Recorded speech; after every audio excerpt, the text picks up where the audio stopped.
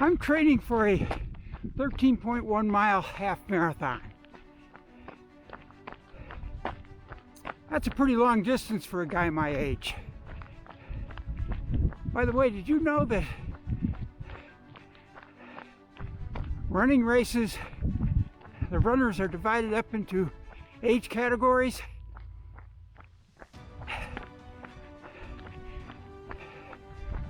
And they're separated by 5 years. And the highest age category that the runs have right now is the 70 plus. When I was 50, I ran in the 50 to 54 age category. When I was 70, I ran in the 70 to 74 age category. Now that I'm 77, I still have to run in the 70 to 74 age category with all those 70-year-old kids. Doesn't seem fair.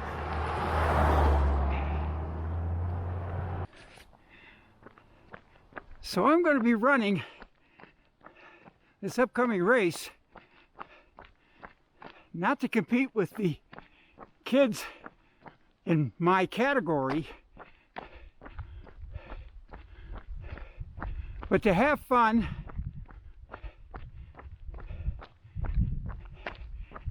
and hopefully finish the race.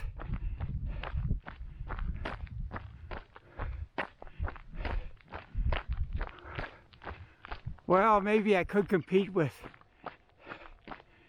some 55-year-old who hasn't trained properly or has been recently injured. We'll see. I'm using a training schedule that's all the rage on the internet right now.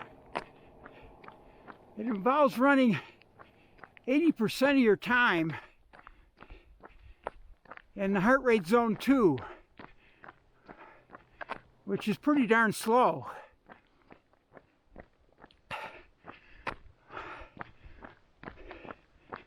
But a bunch of surveys have found that running long distances at that speed helps your body train to learn to burn fat, which is a very, very good thing in long races when you're just about out of steam at the finish line.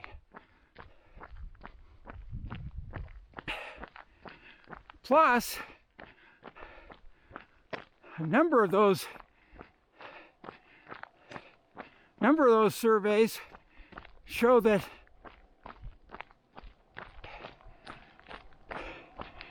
people running in zone 2 tend to be just as fit and run just as fast than those people training at higher intensities. Plus, running at low intensities like that lessens your chance for injury considerably. And that's a big plus for me right now. There are lots of ways of estimating maximum heart rate and resting heart rate. Some of them are pretty expensive. They require going to a lab and getting tested. Some of them are quick and easy, but sometimes uselessly inaccurate. After a lot of research, I picked a formula for determining zone heart rates, that pretty much closely match what I've estimated my maximum and resting heart rate to be right now.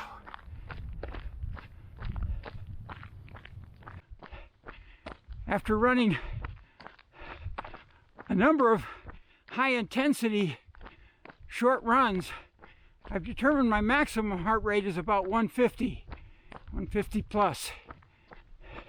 My watch tells me that my resting heart rate is 46. So I picked a heart rate zone formula that ends up closely matching those metrics. If my maximum heart rate, let's see,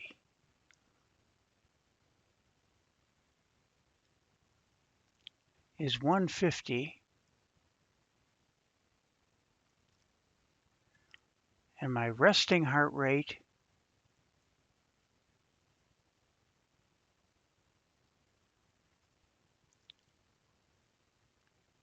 is 46, the formula I'm using says that I can calculate a heart rate reserve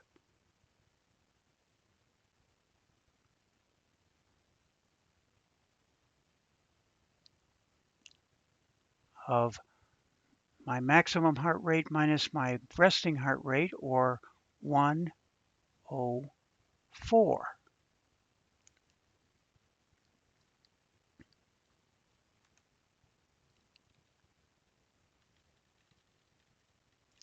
Heart rate zones are generally divided into 5 different zones, and zone 2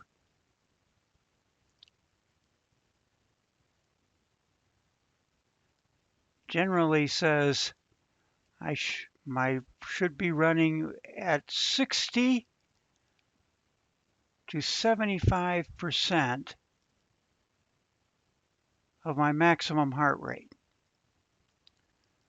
If I take the formula I've come up with, that would mean I should take my heart rate reserve, 104, times 60%, 0.6 of my maximum heart rate, plus 46, my minimum heart rate, and I come up with I should be running with a heart rate of no less than 108. If I take my heart rate reserve times 75% plus my resting heart rate, I should be running with a heart rate of no faster than 128. So I should be running on 80% of my runs no slower than a heart rate of 108, no faster than a heart rate of 128.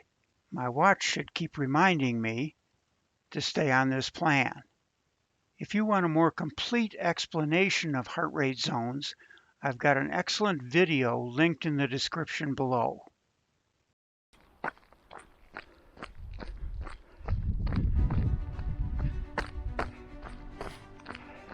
But following the science isn't always enough in order for you to run a good race.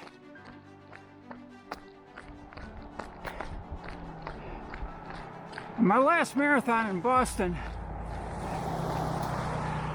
I was running the fastest I've ever run in my life when I hit Heartbreak Hill at mile 20.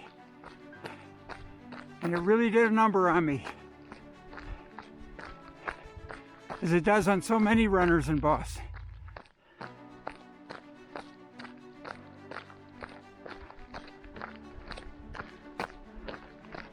I started to fade and found myself really struggling both physically and mentally.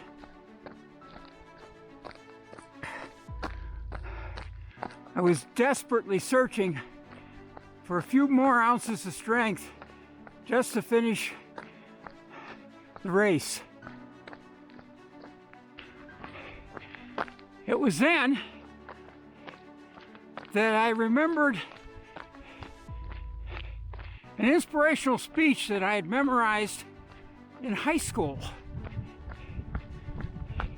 and about Henry V rallying his troops at Agincourt. And I started reciting it out loud. This story shall the good man teach his son, and Crispin Crispian shall ne'er go by from this day till the ending of the world, but we in it shall be remembered. And I'll be darned, it was working. I started to get louder and louder and run faster and faster. And the next thing you know, look, the runners in front of me were parting like the Red Sea.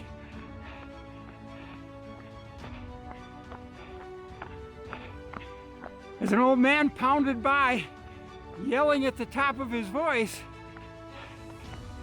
and gentlemen in England now abed shall think themselves accursed they were not here, and hold their manhood cheap, whilst any speaks who fought with us upon St. Crispin's Day. Well, Henry and the English did beat the French at Agincourt against overwhelming odds in 1415. And I finished in Boston looking pretty good.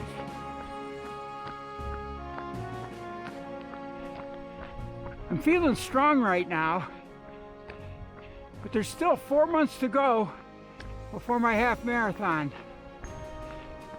in a big game preserve in Africa at 78 years old. Anything can happen. So stay tuned, and hey, thanks for watching.